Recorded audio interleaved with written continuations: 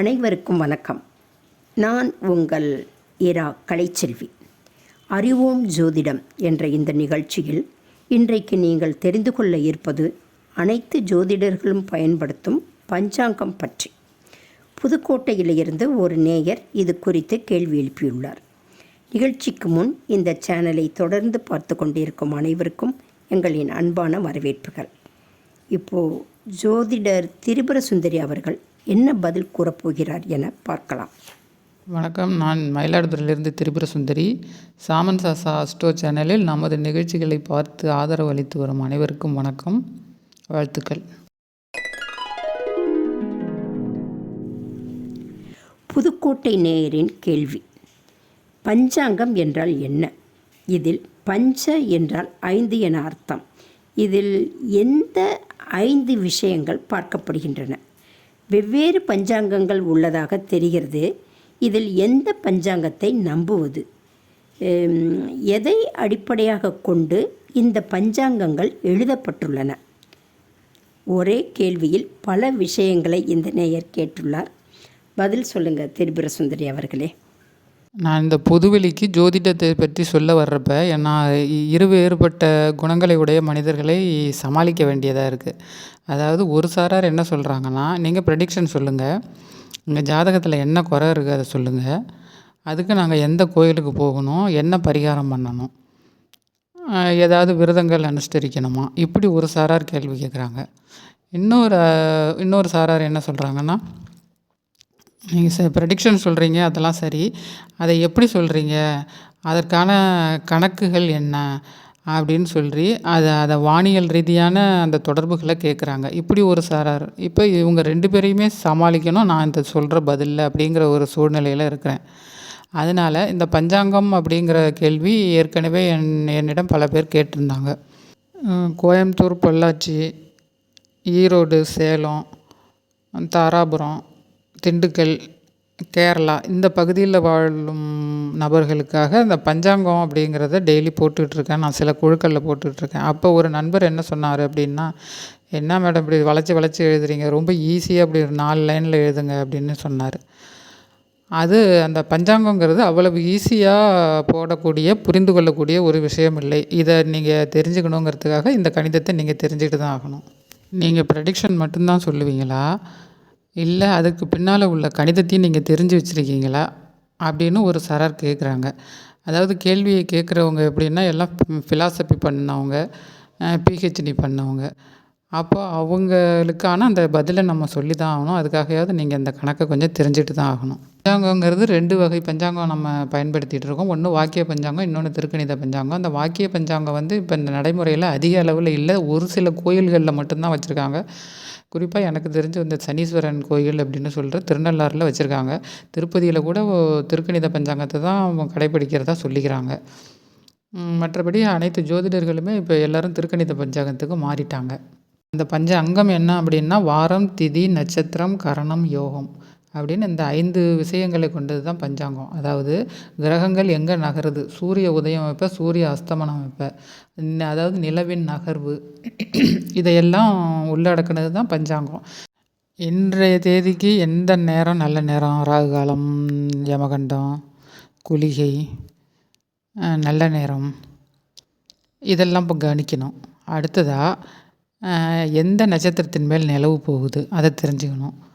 பஞ்சாங்கத்தில் ராஷ்ட்ரிய பஞ்சாங்கம், பாம்பு பஞ்சாங்கம், சீனிவாசன் பஞ்சாங்கம், சபரி பஞ்சாங்கம், ஆற்காடு பஞ்சாங்கம், இப்படி ஒவ்வொரு மாவட்டத்துக்கு கூட பிரிச்சிருக்காங்க பஞ்சாங்கத்தை. இதில் இந்த பாம்பு பஞ்சாங்கங்கிறது டெல்டா பகுதியில் உள்ளவங்களுக்காகவும், ஆற்காடு பஞ்சாங்கம் ஆற்காடு பகுதியில் உள்ளவங்களுக்காகவும், சபரி பஞ்சாங்கம் சென்னையில் உள்ளவங்களுக்காகவும், சீனிவாசன் பஞ்சாங்கம் சேலத்தில் உள்ளவங்களுக்காகவும், இப்படி ஒவ்வொரு மாவட்ட வாரியாக பஞ்சாங்கம் வித்தியாசப்படும்.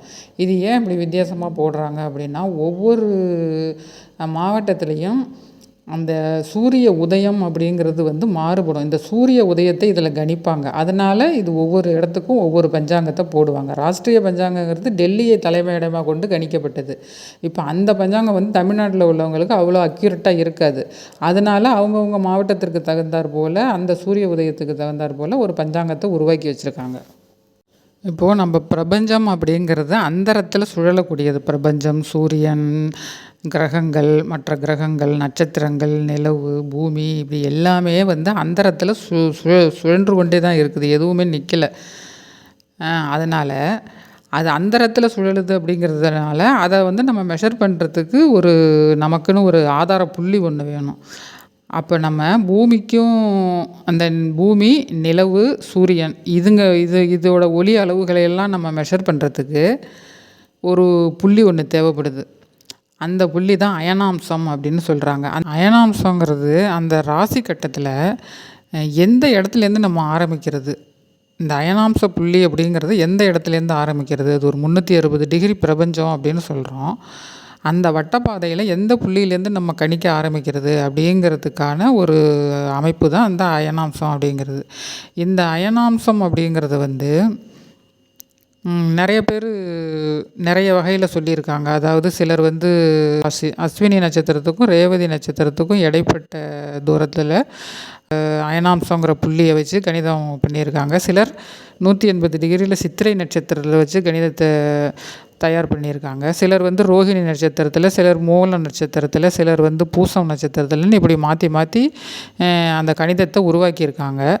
நாமெல்லாம் ஸ்கூலில் படித்த காலத்தில் எப்படி படித்தோம் அப்படின்னா, பூமி வந்து 23.5 டிகிரி சாய்வான கோணத்தில் சுற்றி வருகிறது அப்படின்னு படித்தோம். இது கரெக்டாக 3.5 டிகிரியில் தான் சுற்றி வருதா அப்படின்னா அதுதான் இல்லை. 21 டிகிரிலேருந்து 24.5 டிகிரி வரைக்கும் அது அந்த சாயுது அப்பப்போ சாஞ்சு தான் சுற்றி வருது.